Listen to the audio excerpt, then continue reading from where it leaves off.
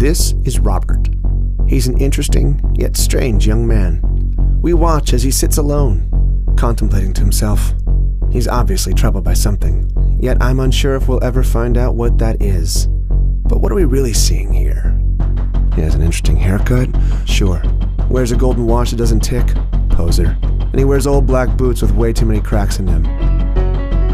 For work, he plays piano by day. For fun, he drinks with his buddies at night. And sometimes to take things up a notch, he'll go on a date once a week.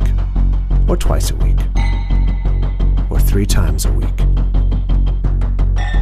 One day, Robert was walking out of the local grocery store, which he tended to do every so often. A man's gotta eat. Only on this particular day, something stopped him in his tracks. It was an envelope of cash lying on the ground. Unsure of how to react, Robert looked around for a moment, then looked back. It was a fresh stack of bills and had a red stain on it. Now I'd love to tell you that Robert left the cash where it was, or even turned it into the police, but he didn't. He simply dropped his groceries, picked up the envelope, and walked away. In fact, he was so infatuated with his new discovery that he left his groceries behind, which unfortunately for him were stolen soon after. He didn't feel good about what he'd just done, but he didn't feel bad about it either. To Robert, fate had specifically placed the money there for a reason, and it was better off his than anyone else's. So he continued his day. He went to work, looking over both of his shoulders as he did so. Then he went out, unapologetically spending his new cash on expensive bottles, expensive treatment, and expensive friends. He cheersed everyone around him, taking one shot, then another shot, then another shot after that. Finally, he checked his phone and received an enticing invitation from a lady friend. He pounded one more shot and he left. He drank more than he had in quite some time, and stupidly, Robert proceeded to get into his car. He looked for the right key, fumbled a bit, then he got in. He figured he could manage a quick drive. I mean, come on, he was Robert. This was his lucky day. Robert became easily distracted, ended up losing complete control of the vehicle, and our boy Robert hit someone. Let's talk about Haley. She's young, peculiar, wears dark clothing, and spends her time in obscure parts of town, like this subway, for instance. She's unpredictable and definitely lives by her own rules. She wears low-key punk rock boots, has straight dark hair, and always wears long coats. I mean always. But most interestingly, she has eyes that sometimes change color. And although she has a kind face and a unique style, don't be fooled. Haley claims to suffer from kleptomania. For those who don't know, kleptomania is an impulse control disorder that results in an irresistible urge to steal. And that's exactly what Haley does.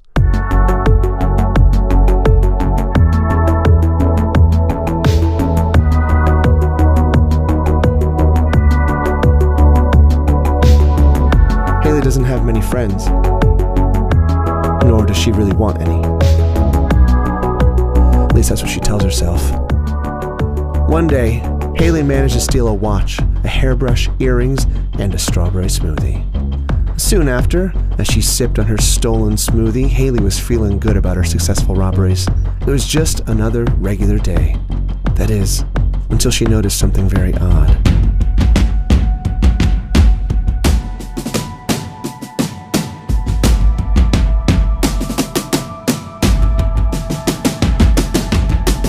It was a man running with a bag of fresh cash, and no one was chasing him.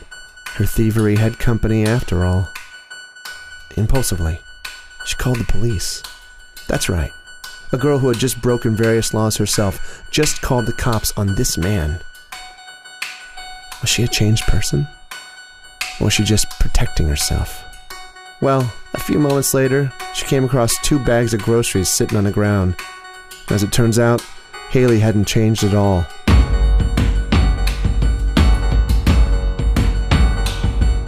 She completed her day by texting a fellow who she knew would respond right away. 2 words were capable of captivating the young man's attention completely. Come over. That was her message. This is it. This is her life. Let's move on to Anthony. Anthony is a criminal. Being a criminal is what he knows, it's what he thinks about, and it's what he does. Anytime he's tried to live life according to good morals, he's failed miserably. To Anthony, there's only one thing you can do when something is wrong, and that's to do something that's even more wrong. Anthony would spend many of his nights finding ways to defy the law, although he was never very lucky. He would get caught almost as often as he would commit crimes, and this time it cost him a year in prison. After the long 12 months, he was finally released and returned home to his wife. Although he was glad to be back in his element, the world that he knew had changed a bit. Particularly his wife had changed, but he chose to ignore it. One day, as he was preparing himself a slice of pizza, Anthony noticed something peeking out from under the microwave. It was a letter. He opened it only to find overdue balances. His wife, who he loved, was in debt. He didn't want to commit another crime, but he needed to get his wife out of the hole. So Anthony did what Anthony knows how to do best. He robbed a bank.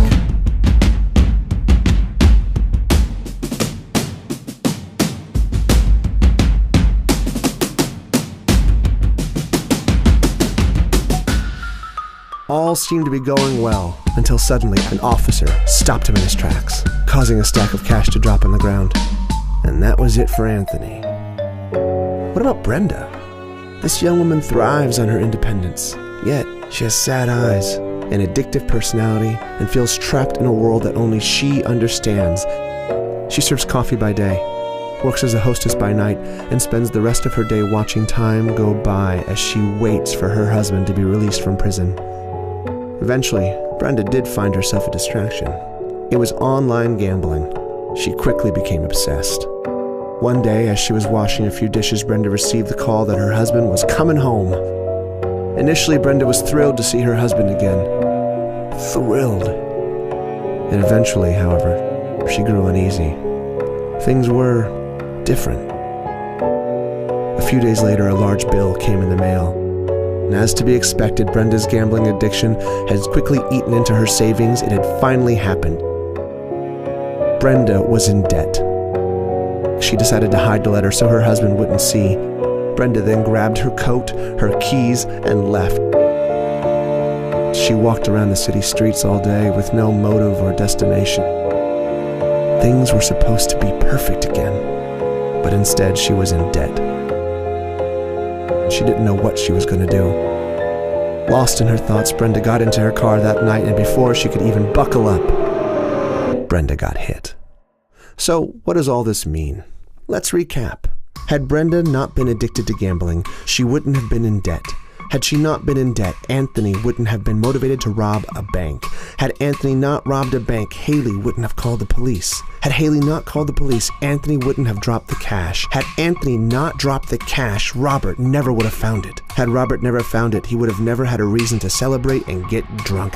Had he never driven drunk, the accident would have never happened.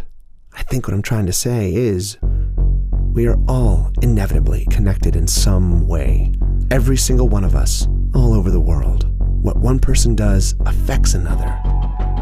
Like dominoes. One of us falls, and the other follows.